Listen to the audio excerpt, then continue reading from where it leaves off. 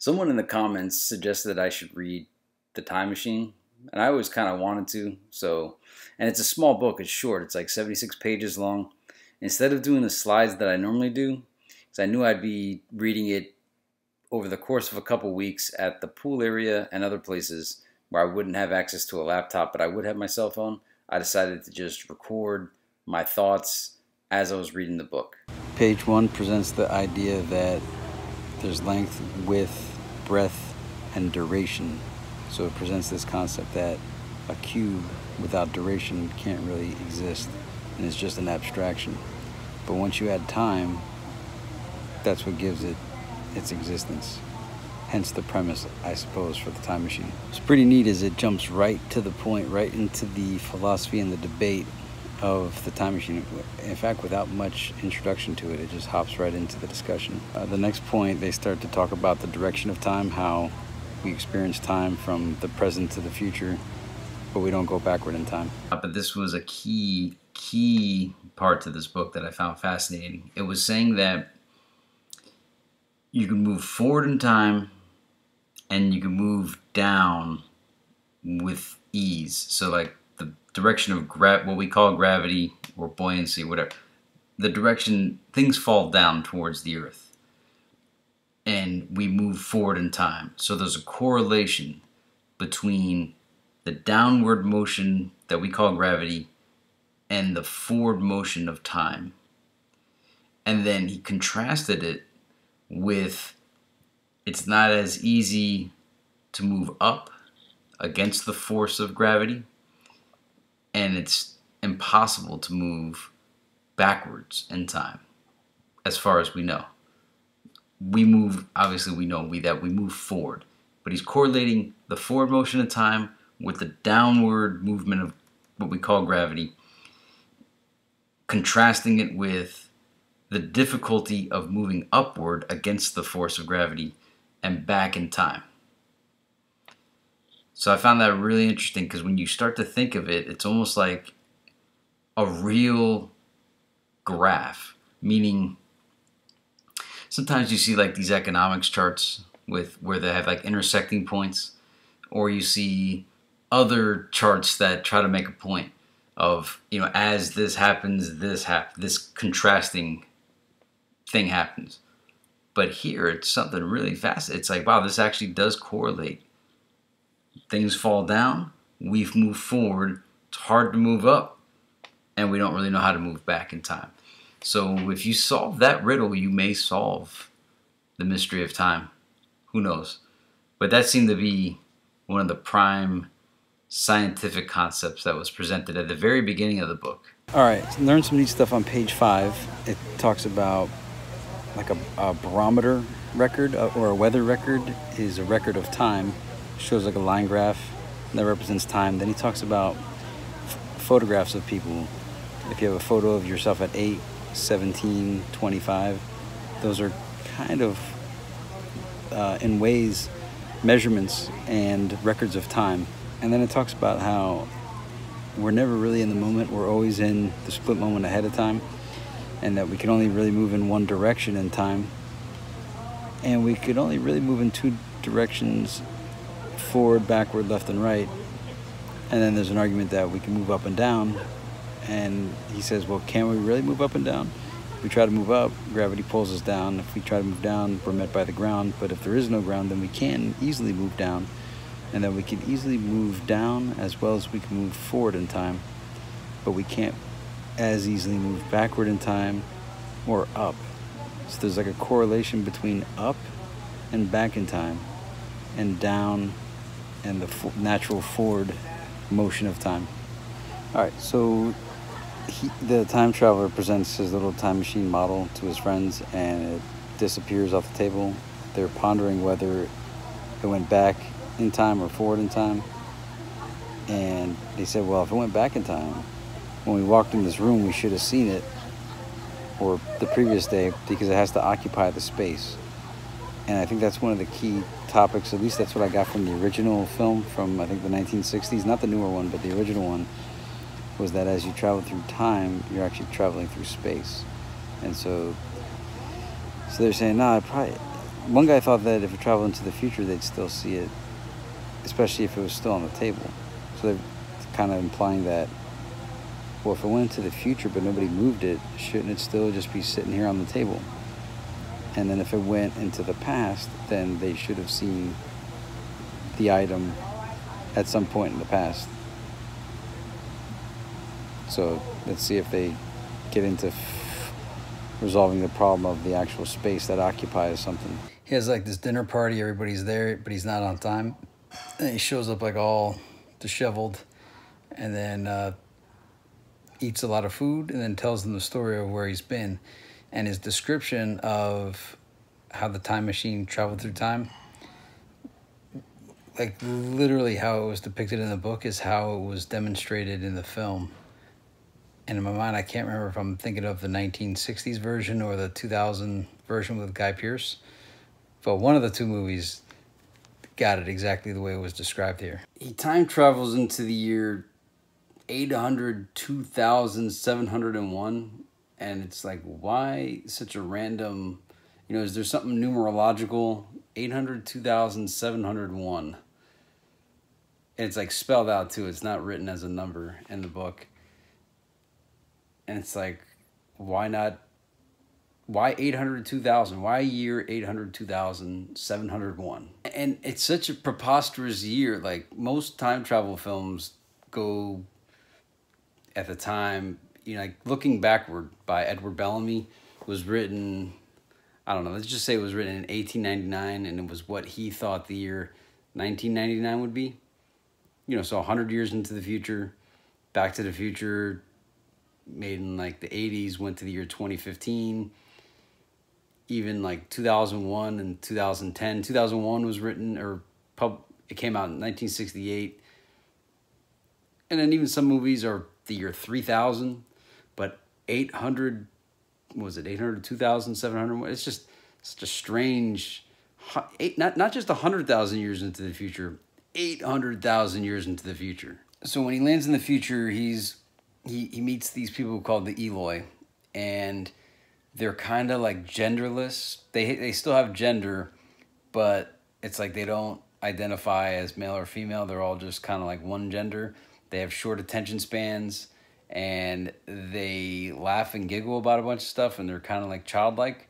And it seemed like they didn't have any cares or worries in the world, and not too many real skills, and that the area surrounding them looked good, but it was all deteriorating, as if no one took care of cleaning and maintaining the great structures and buildings and stuff that were created. And it was like a communal type living, and they all ate fruits and they didn't eat meat. What's really strange about his depiction is that H.G. Wells is often called a socialist, and he's kind of describing at least the way American socialists are trying to push society, but it's in a way so far in the book depicted negatively. So I don't quite get it. The socialist is knocking what the socialists are trying to push upon society. I don't know. I'm not done with the book. I'm only on like page 30 right now. I mean, maybe I'm reading it wrong. Maybe the main character from at the time, the present time, was the person that was incorrect in, I don't know if it's called ethnically or ethnocentrism. Maybe it's to show that the present day values weren't as good as the futuristic socialist values. But I mean, I'm a fan of Utopia, but I'm not a fan of the Eloys so far. Not at all. There's probably nothing that I like about their society at all. It's nice that they all could get along and have a nice, peaceful society so far. I'm sure there's going to be something bad as I go along, because I'm making this video as I'm reading. But it's nice that they're peaceful. It's, I guess, nice that they just eat fruits, but they're not paying attention to the physical effects that it has on making them weaker. Although maybe that's what they want. I don't know. But they're oblivious to their surroundings and oblivious to their existence from, I guess, the abundance and the leisure that they have. So while I'm always promoting abundance and leisure, there still has to be you still got to maintain a realistic perspective, defense of your surroundings, strong, continue to be strong physically, and yeah, I don't know. I can't wait to see where this is going.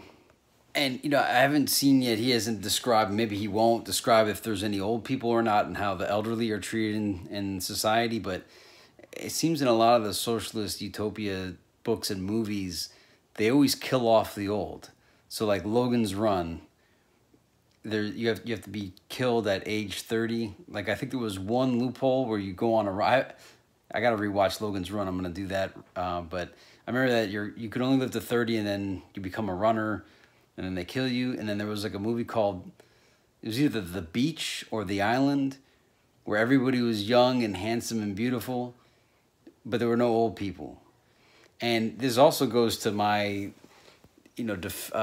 defense of being pro-life versus being pro-choice, is I believe that it's a slippery slope to get you to be okay with the abortion of unwanted pregnancies, undesirable children, blah, blah, blah, so that it conditions you to losing the sanctity of life, so that you'll eventually agree with killing the old people. Like I feel like the killing of the unborn is a step along the way to killing off the old people. Much like socialism, as Vladimir Lenin said, that the goal of socialism is communism. So that's whenever I hear the abortion debate, I feel like the long-term goal of abortion is to kill off old people. Like that's, and you could say that it's unwarranted, but all these socialist utopia books kill off the old people. So why is that? Why is it a repeated theme in socialist utopian books to kill off the old people? So again, it hasn't happened yet here in The Time Machine, but H.G. Wells is a socialist. He wrote a book called New World Order. The Time Machine's about this little utopia future where it's really not that utopian to me. And we'll find out if anything. I'll report back if they mention the practice of what happens to the old people. I'll mention it. But it's this recurring theme. And you notice, remember in the 60s, they said don't believe anybody over the age of 40, 50, whatever. There's a lot of stuff here. These leftists want to kill the old people. Oh, and remember Oprah Winfrey recently said she wants to kill all the old people, the old white people. All right, so I asked around, found out the deal with why they want to kill off the old people is because they're, I guess, useless eaters or burdens on society. They don't contribute. And this goes to the Lenin, if you don't work, you don't eat. All right, well, I'm on I just finished chapter 4, about to go on chapter 5. And he lost his time machine. He made friends with one of the Eloi named Weena. I guess I should mention there's two races of people, the Eloi and the Morlocks. The Eloi seem to be the aristocrats and the Morlocks are the workers. The Eloi live above ground. The Morlocks live below ground. Upon realizing he lost his time machine, at first he was upset that he was stuck in this future time, pretty much because he didn't like the Eloi. He didn't think they were that smart. But then he realized, he's like, why am I mad? Built the time machine so I could time travel. Now I'm in the future. I should be thrilled. So he decides to try to learn the language and eventually find his time machine. He suspects the Morlock stole it. Well, it was actually chapter 6. Anyway, chapter 6 and 7, basically he goes into the Morlock's cave. They almost capture him. He escapes. Then he starts to realize the Morlocks are probably eating the Eloi. And he then tries to make preparations to save himself so he doesn't get captured. He also realizes the evolution of it all, that the Eloi used to be, I guess, did I say this already? The aristocrats, and the Morlocks were the workers. The Morlocks were subterranean, and they evolved to have big eyes, and they couldn't handle the light. And then the Eloi, having the Morlocks do everything for them, over time became weak and stupid. On page 54, it makes mention of a brontosaurus. Also throughout the book, there's mentions of planets and stars and a rotating Earth and the Milky Way galaxy even. So the Brontosaurus, this book was written in 1895. The fake Brontosaurus was part of reality in 1895. Chapter 8 is him in like a museum finding matches and some kind of other flammable stuff, looking for other weapons to fight the Morlocks with. All right, I just wrapped up Time Machine. I don't remember what chapter I left off on, but essentially he set the forest on fire at nighttime when the Morlocks were coming to eat their Eloy, and he beats up a bunch of them. A bunch of them get hurt, and then they go and they reveal his time machine that they captured as a trap. They open up the area because he keeps talking about this Sphinx that he's trying to get into. They open up the Sphinx, and then he goes in, realizes it's a trap. They try to capture him, and then he hits the lever, and he ends up going through time, all the way like to the end of time, and he just sees how everything just kind of turns to blackness, various like celestial changes, and it's kind of there was like one part of time where big gigantic lobsters or crabs that were bigger than people roamed the earth. So yeah, he saw that, and then he goes back to his normal time, sees all the people. It kind of like leads to where he was at, because I forgot to mention, like early on, the way this whole thing starts is he invites everybody over to see the time machine, but then he doesn't show up, and then he shows up like an hour late, and he's all disheveled, and then he begins to tell the story, and it wraps up the story. He asks if anybody believes him. They all kind of shrug it off. They don't really believe him. And then the reporter comes back like the next day or something. I forgot what he tells him, but eventually what happens in the end is he just says, you know what, you guys don't want to believe me? Screw you guys. And he just time travels, and he never comes back. But some of the things that I saw in the book that he wrote about is when he's in this, like, what was once a library. And remember, this was written in 1895, so books were the only way to really preserve information. He said that all the pages of the books were all just, they were beyond deterioration, because he's in the year 800,000 something.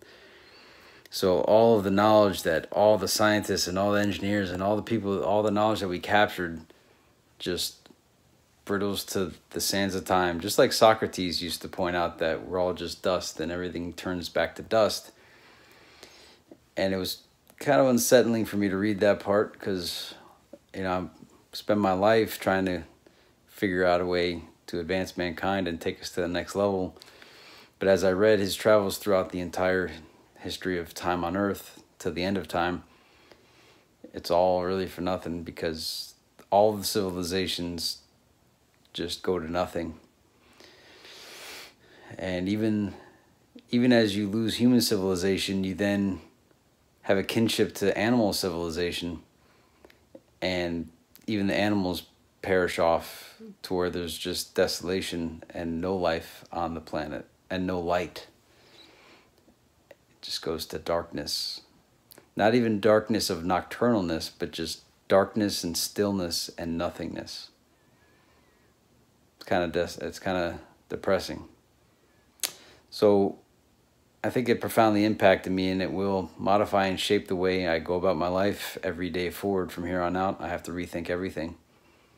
I'll still try to share my thoughts, but I got to tell you, the Time Machine really modified the way I'm going to do it. It modified the way I'm going to do my life. It's a short book, 76, 78 pages. You might want to read it to get a perspective on how things were in 1895, about how they thought the future would turn out. There really isn't much difference from, you know, reading this. I don't feel it's that antique. It's actually pretty well written. The only thing antique about it was when it was written, there was no knowledge of airplanes or space shuttles or spaceships or any space travel, and air flight was limited to just air balloons. So that's kind of interesting to think about. It did make a mention of cabs, though. So there was taxi cabs in 1895. Maybe it was were horse-driven cabs. I don't know. It makes you also think of just time, different periods of time. Seeing his time, of him trying to anticipate what our time would be like. Because, yeah, we're past 100 years since that book was written. And to see his limited perspective of his time that he was even self-aware of, because he was trying to explain like what primitive people, how a primitive society in 1895, if they experienced London, they wouldn't be able to express how the entire civilization, the advanced civilization of London in 1895 compared to many of the undiscovered lands, primitive people of the time. They really wouldn't be able to explain it, which then made me think about what aspects of my existence can I not explain? And it's a lot. It's a lot. To give some examples, I've never met a person that has designed any kind of microchip, any kind of electronic, any kind of good, really any manufactured good. I don't know anybody that does any of that, except like minimal things like maybe toothpicks, but I've never encountered anybody. I've encountered salespeople that sell computer technology, but never the people that actually make the hard drives. And I guess it's because they all live in Asia, which I guess is also, I guess they're the Morlocks. I don't know. So all these goods, all these manufactured goods, I guess, come from Asia. But not even electronics, even the refrigerators and stoves and whatnot. And then who even invents things anymore? I don't know. A lot of thoughts came to my mind that I realized I don't know much. Not only that, I realized I don't know how to start a fire. I need to learn how to start a fire, because that was pretty important for this guy in the future to be able to start a fire. And he was running low on matches. So the ability to naturally create fires is important. So I got to get that into my skill set. I feel very unmanly that I don't know how to start a fire. So I'm going to make sure I know how to start a fire so that I'll know how to start a fire. That's the good part about not knowing things, is that you could just learn things. And then, so you can make fun of me right now that I don't know how to start a fire, but pretty soon I will know how to do it. So take your shots at me now, but pretty soon you won't be able to. There was a part in the book, I don't remember if I covered this already, where it was talking about the 4 dimensions, and that a 3-dimensional object that doesn't have the 4th dimension will only, it was kind of implied that it would only exist for like a split of a second. Actually, it may not even come into existence because it needs to have time to have existence. So then I started thinking, well, what's the smallest fraction of time? And what I mean by that is, with like videography, a frame, like NTSC, there's essentially 30 frames per second. It really boils down to 29.97, but we call it 30 frames per second. Film is 24 frames per second. So every 1/24th, like a frame is the smallest interval of time for video.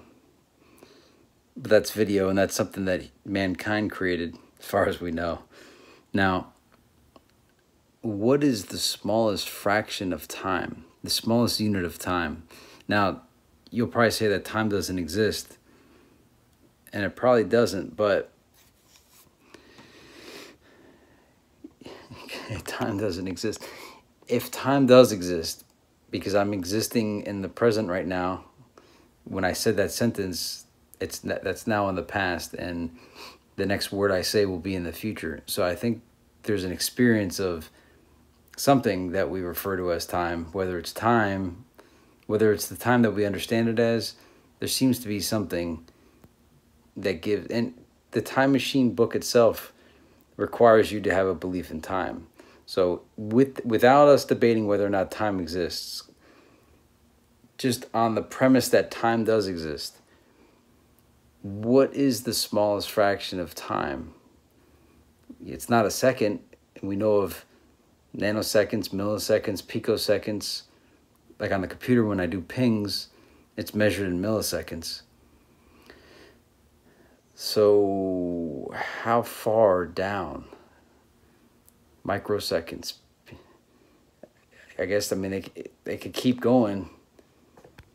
I guess, how much time does it take for our dimension to have existence? I guess we wouldn't even really know, because we wouldn't, if we can't detect it, does it exist?